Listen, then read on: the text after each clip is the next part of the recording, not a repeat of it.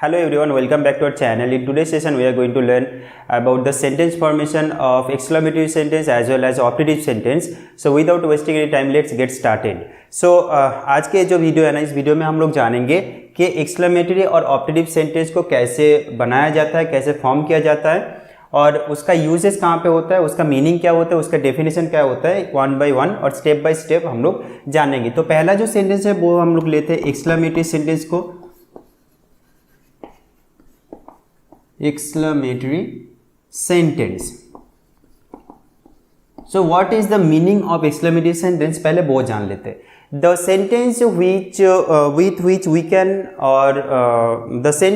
which we can express our sudden feeling, that is known as exclamatory sentence. मतलब exclamatory sentence वही होता है जिस सेंटेंस के बदौलत हम लोग क्या करते हैं कि कुछ सडन फीलिंग, और सडन फीलिंग चाहे वो हो सकता है हैप्पीनेस का, चाहे हो सकता है वो सैडनेस का, तो वो जब हम लोग एक्सप्रेस करते हैं, हम लोग जाहिर करते हैं किसी वर्ड से, that is known as exclamatory sentence. अभी एक्सक्लेमेटरी सेंटेंस पहचानने का सबसे इजी तरीका और आसान तरीका यही होता है कि वो एक एक्सक्लेमेशन मार्क से वो खत्म होता है, नहीं तो शुरू होता है ना, शुरू नहीं होता है एक्चुअली वो, मतलब एक्सक्लेमेटरी सेंटेंस में ये जो मार्क है ना, एक्सक्लेमेशन मार्क, ये बहुत जरूरी होता है।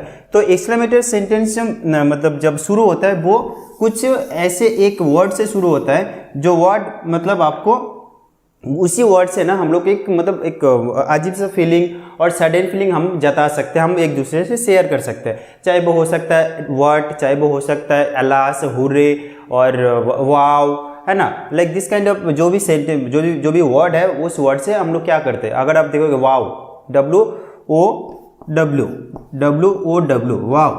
वाव का मतलब जब क्या होता है कि जब हम लोग को आश्चर्यचकित होते हैं, जब हम लोग मतलब टोटली एकदम मतलब अचानक सरप्राइज हो जाते हैं, चाहे वो कुछ भी देख के, ठीक है, कुछ ऐसा चीज़ जो जिंदगी में हम लोग पहली बार देखते हैं, और जब कुछ एक अनहोनी सा घटना हम लोगों के साथ घट जाता है, तब हम लोग क्या यूज़ करते हैं, वाव यूज़ करते हैं, है ना। तो इसी तरह का जो भी है, जब ये होता है जब हम लोग मतलब ज़्यादा खुश हो जाते हैं या सरप्राइज हो जाता है, तब हम लोग यूज़ करते हैं वाव। तो वाव, और दूसरा जो है मतलब जब हम लोग बहुत सैड हो जाते हैं, है ना, जैसे कि हो गया आपका अलास, ALAS, अलास मतलब क्या होता है, कितना मतलब एक दुख भरी एक कहानी, मतलब एक दुख भरी एक फीलिंग हम लोग अलास के जरिए हम लोग एक्सप्लेन कर सकते हैं और जाहिर कर सकते हैं, है ना। Alas what a lazy day, मतलब एक ऐसा दिन जो मतलब कुछ भी अच्छा नहीं रहा, ठीक है, चाहे वो मतलब किसी भी के लिए, तो तब हम लोग अलास यूज़ करते हैं। अभी क्या होता है कि हुर्रे, HURRAH, हुर्रे का मतलब क्या होता है, जब हम लोग मतलब जीत जाते हैं ना, कुछ भी चीज़ हम लोग जब हासिल कर लेते हैं, तब हम लोग क्या करते हैं, बहुत एक्साइट हो जाते हैं। For example hurray we have won the match, है ना। तो ये हो गया आपका मतलब जब हम लोग बहुत मतलब कुछ जीतने के और कुछ मतलब कुछ मिल जाता है हम लोगों को, तब हम लोग हुर्रे यूज़ करते हैं, और हुर्रे के बाद क्या है, एक एक्सक्लेमेशन मार्क है ना। तो वहाँ पे भी हम लोग मतलब क्या हो रहा है कि एक सडन फीलिंग हम लोग को मतलब ये कर रहे हैं, जताने की कोशिश कर रहे हैं। तो तब भी ये हुर्रे जो है तो होता है ना, हुर्रे के बाद अगर एक्सक्लेमेशन मार्क है तो इसका मतलब हम लोग क्या समझेंगे कि ये भी एक एक्सक्लेमेटरी सेंटेंस का पार्ट है। उसके बाद बहुत सारे ऐसे है, ठीक है, जैसे कि हे हो गया, hey what are you doing, है ना। हे का मतलब क्या होता है कि जस्ट थिंक मतलब आप रास्ते से जा रहे हो, जाते जाते कोई आपको पीछे से अचानक अगर बुला दे हे बोल के, हे, तो तब क्या होता है कि आप मतलब चौंक जाते हैं ना। तो चौंकने के बाद क्या होता है, एक सडन फीलिंग जो है ना वो पैदा हो जाता है, एक सडन फीलिंग जो है ना, that used to be produced within yourself, so that with the help of hey also we can express our sudden feeling। तो यहाँ पे क्या होता है कि अगर आप देखोगे कि उसके बाद वाट भी है, WHAT, वाट का मतलब क्या होता है कि क्या, है ना। तो वाट मतलब कब यूज़ होता है, जैसे कि अचानक जब आप क्या करोगे, आराम से आप मतलब SLC का चाहे हायर सेकेंडरी का आप एग्ज़ाम देके ना, आप बैठे हो घर पे और आपको पता है कि आज मतलब रिजल्ट निकलने वाला है, तो आप आराम से बैठ के टीवी देख रहे हो या कुछ कर रहे हो, अचानक कोई फ़ोन करके आपको बोल रहा है कि पता है तू मतलब तुझे इंग्लिश में 98 मार्क्स मिल गया, जो आपको मतलब चौंका देने वाली बात है। तो हम लोग कैसे रिएक्ट करते हैं, what did I do that, like this kind of thing ना। तो ये मतलब वर्ड के जरिए भी हम लोग एक सडन फीलिंग व्यक्त कर सकते हैं, जाहिर कर सकते हैं और एक्सप्लेन कर मतलब एक्सप्रेस कर सकते हैं। तो इसलिए वर्ड भी हम लोग ये एक्सक्लेमेशन सेंटेंस के अंदर ही लाएंगे। तो इसका सेंटेंस फॉर्मेशन क्या होता है वो हम लोग देखेंगे। और ऐसा नहीं कि मतलब जो होता है एक्सक्लेमेटरी सेंटेंस ज़्यादातर यूज होता है प्रेजेंट टेंस में, और उससे कम जो यूज होता है वो पास्ट टेंस में, और फ्यूचर में कभी कभी मतलब फ्यूचर में बहुत कम यूज होता है, ठीक है ना, मतलब बहुत ही कम। क्योंकि जो सडन फीलिंग मतलब सडन, आपको पता है कि सडन का मतलब क्या होता है। सडन का मतलब ये होता है कि जो मतलब अचानक, है ना। तो अचानक अभी जैसे कि अभी हम लोग कुछ प्लान करके चल रहे हैं कि चलो tomorrow I will be surprised.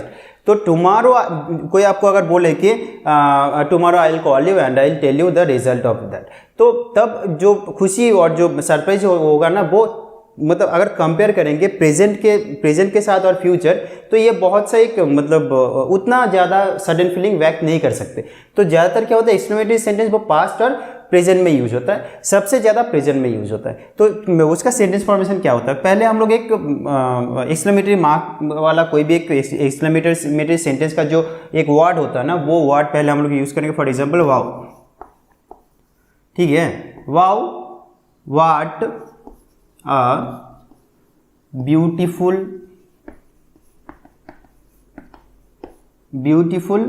Flower, ठीक है, तो हो गए। तो wow what a beautiful flower. और अगर आप सबसे मतलब जो होता है ना, ज़्यादातर क्या होता है कि एक्सक्लेमेटरी सेंटेंस में ना बहुत कम मतलब यूज होता है, लेकिन बहुत कम यूज होता है क्या, वो वर्ब जो होता है ना, वर्ब मतलब क्रिया जो होता है ना, वो ये जो आपका एक्सक्लेमेटरी सेंटेंस में बहुत कम यूज होता है। वहाँ पे क्या होता है, ये एडजेक्टिव यूज होता है, ऑब्जेक्ट यूज होता है, ऐसे करके। नेक्स्ट अगर हम लोग बोलेंगे कि वाव के बाद अगर ले लिए वो एलास व्हाट लेजी डे, है ना। तो यहाँ पे भी आप देख सकते हो कि यहाँ पे वर्ब मिसिंग है, लेजी जो है ना ये यहाँ पे एडजेक्टिव है। नेक्स्ट अभी जो है hurray, HURRAH, hurray, we have won the match. तो यहाँ पे अगर आप देखोगे कि यहाँ पे हम लोग वर्ब यूज़ कर रहे हैं, as well as auxiliary verb भी हम लोग यहाँ पे यूज़ कर रहे हैं। नेक्स्ट और एक तरह का होता है, क्या होता है कि what a lazy boy exclamation mark. तो यहाँ पे अगर देखोगे कि ये जो है ना वाओ एलास हुर्रे, ठीक है, वहाँ पे हम लोग उसके बाद ही एक्सक्लेमेशन मार्क यूज़ करें। लेकिन जब व्हाट से कुछ भी शुरू होता है तब एट लास्ट क्या होता है, वो एक्सक्लेमेशन मार्क यूज़ होता है। तो सेम टू सेम जैसे ये जो हो गया यहाँ पे मतलब जो एक्सक्लेमेटरी सेंटेंस का मतलब यही होता है कि हम लोग जब वो सडन फीलिंग हम लोग व्यक्त करते हैं, जाहिर करते हैं, उसे कहते हैं एक्सक्लेमेटरी सेंटेंस। अभी एक्सक्लेमेटरी सेंटेंस समझने के लिए ना आपको एक चीज़ बहुत ज़रूरी है, मैं आपको रिकमेंड करना चाहूँगा, वो ये होता है कि पार्ट्स ऑफ स्पीच का जो लास्ट पार्ट है ना, इंटरजेक्शन अगर आप समझोगे तो इंटरजेक्शन और ये जो एक्सक्लेमेटरी सेंटेंस है ना, दोनों सेम टू सेम है, एज इट इज़ है। वहाँ पे कुछ वर्ड्स हैं और यहाँ पे हम लोग सेंटेंस यूज़ कर रहे हैं, ठीक है, यही उसका बस डिफरेंट है। और डिफरेंस यही है, लेकिन बाकी का बाकी जो भी है ना, वाओ और एलास हुर्रे व्हाट ये जो चीज़ें जो है यहाँ पे, वहाँ पे भी हम लोग एज इट इज़ यूज़ करते हैं। तो ऐसे होगा। और अगर आपको सेंटेंस फॉर्मेशन जानना है टेंस के हिसाब से, तो आप क्या कर सकते हो कि हमने ऑलरेडी वो एक सेशन बना के रख दिया है, तो आप जाके आई बटन पे क्लिक करके, नहीं तो डिस्क्रिप्शन में भी वो दिया रहेगा, तो आप जाके सेंटेंस फॉर्मेशन और अकॉर्डिंग टू टेंस, है ना, तो टेंस आप कैसे क्या होता है, टेंस का एक मतलब टेंस क्या होता है, उसका सेंटेंस फॉर्मेशन क्या होता है, ठीक, उसके पार्ट्स वगैरह वगैरह वो आपको वहाँ पे मिल जाएगा, तो आप वहाँ पे जाके जरूर देख सकते हो। अगला जो सेंटेंस है वो होता है ऑप्टेटिव सेंटेंस। अभी ऑप्टेटिव सेंटेंस क्या है, the sentence which tells us और which helps us to express our desire, wish, prayer और something, that is known as optative sentence. Optative sentence क्या होता है,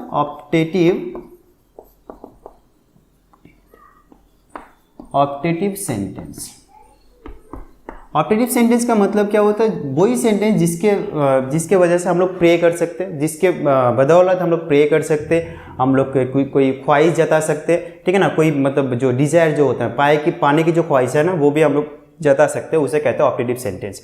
तो ऑप्टेटिव सेंटेंस में पहले जो ऐसे होता है ना, पहले ऑप्टेटिव सेंटेंस में हम लोग सबसे पहले क्या यूज़ करते हैं एक मे यूज़ करते हैं, मे नहीं तो माइट हम लोग यूज़ करते हैं, मे और माइट यूज़ करते हैं। मे माइट नहीं तो कोई भी एक वर्ब हम लोग यूज़ करते हैं, ठीक है ना। और सबसे बड़ी बात यह है ऑपरेटिव सेंटेंस में कि इसका भी जो कभी कभी जो वर्ड मतलब सब्जेक्ट जो है ना वो कभी कभी मिसिंग रहता है, नहीं तो कभी कभी वो मिसिंग रहता है। और सबसे बड़ी बात यह है कि वहाँ पे मतलब जैसे हम लोग ये सीखे थे ना कि जो इम्पेरेटिव जो सेंटेंस है ना, इम्पेरेटिव सेंटेंस में क्या होता है कि हर वक्त वहाँ पे सब्जेक्ट मिसिंग रहता है। तो ऑपरेटिव सेंटेंस में भी वैसा ही है, लेकिन ऑपरेटिव सेंटेंस क्या होता है, मे माइट और एनी वर्ब से शुरू होता है। For example if I right that may God bless you, है ना। तो यहाँ पे अगर आप देखोगे मे से शुरू हो रहा है, मे गॉड ब्लेस यू का मतलब क्या होता है कि भगवान आपका भला करे या अल्लाह आपका भला करे, नहीं तो कोई जो जीसस क्राइस्ट है ना वो आपका भला करे। तो ये हो गया आपका prayer. Next if I try to wish something, तो क्या होता है वहाँ पे, लॉन्ग लिव द किंग, मतलब राजा जो है ना उनका लंबी उम्र के लिए हम लोग क्या बोलते हैं, लॉन्ग लिव द किंग। तो ऐसे हो गया आपका ऑपरेटिव सेंटेंस। तो ऑपरेटिव सेंटेंस में क्या होता है कि always keep in mind that the sentence which helps us to understand और which helps us to express any desire or prayer or any wish that is known as operative sentence। और wish का क्या हो सकता है कि क्या ऐसे भी हम लोग लिख सकते हैं कि लॉन्ग लिव द किंग, ये हो गया आपका प्रेयर मतलब प्रेयर हम लोग कहाँ पे करते हैं, प्रेयर हम लोग भगवान की तरफ करते हैं ना, तो वो हो गया प्रेयर। नेक्स्ट विश हम लोग क्या करते हैं, always just keep in mind two things, one is prayer and one is wish. Prayer जो होता है वो हम लोग हर वक्त क्या करते हैं, उसके मतलब किसी के लिए हम लोग करते हैं उनके तरफ से, जैसे कि हो गया भगवान हो गया, अल्लाह हो गया या जीसस क्राइस्ट जो भी है ना, तो उनके तरफ से हम लोग क्या करते हैं कि उनको हम लोग प्रे करते हैं कि प्लीज़ भगवान ये ठीक कर दो। या और विश क्या होता है, विश हम लोग किसी एक दूसरे के लिए करते रहते हैं। For example wish you happy birthday, है ना, wish you happy birthday, wish you happy birthday. तो विश यू हैप्पी बर्थडे का मतलब क्या होता है कि आपका जन्मदिन जो है ना वो बहुत खुश हो, वो बहुत मतलब बहुत अच्छी हो, या आप खुश रहे, है ना, ऐसे करके। नहीं तो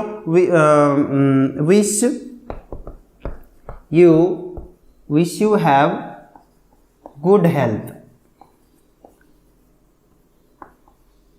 CLTH, है ना। तो यहाँ पे wish you have good health का मतलब अगर कोई बीमार पड़ते तब हम लोग जाके क्या करते कि हम लोग बोलते गेट विल सून, और विश यू स्पीडी रिकवरी, ऐसे करके बोलते हैं ना। तो वो हो गया आपका, जब हम लोग विश करते हैं एक दूसरे के लिए तो वो हो जाता है विश। और प्रेयर कब होता है, प्रेयर जब होता है जब हम लोग भगवान को करते हैं, नहीं तो अल्लाह को करते हैं किसी दूसरे के लिए। For example may God bless you, Allah आपकी मतलब भला करे, और लॉन्ग लिव द किंग, है ना, ऐसे करके जो भी है ना वो हो गया आपका ऑपरेटिव सेंटेंस। तो ऑपरेटिव सेंटेंस और इंपेरेटिव सेंटेंस दोनों क्या होता है, वो वर्ब से शुरू होता है।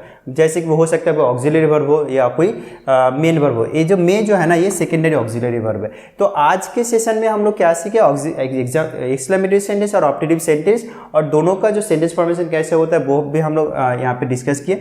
तो जो सेंटेंस फॉर्मेशन का जो रूल्स और रेगुलेशन जो है ना पूरा, मतलब आपका ऑपरेटिव, असर्टिव और इंटरोगेटिव, आपका that imperative, exclamatory and operative, तो पूरा यहाँ पे हम लोग कंप्लीट कर चुके हैं। तो पूरा का जो भी सेशन जो है, पूरा सीरीज जो है, सीरीज का आपको लिंक जो है ना वो आपको आई बटन में मिल जाएगा, नहीं तो डिस्क्रिप्शन में भी मैं वहाँ पे डाल दूंगा। तो आप आराम से देख सकते हो कि कौन सा सेंटेंस का क्या क्या रूल्स और रेगुलेशंस है और कैसे बनाया जाता है, वो आप आराम से जाके सीख सकते हो।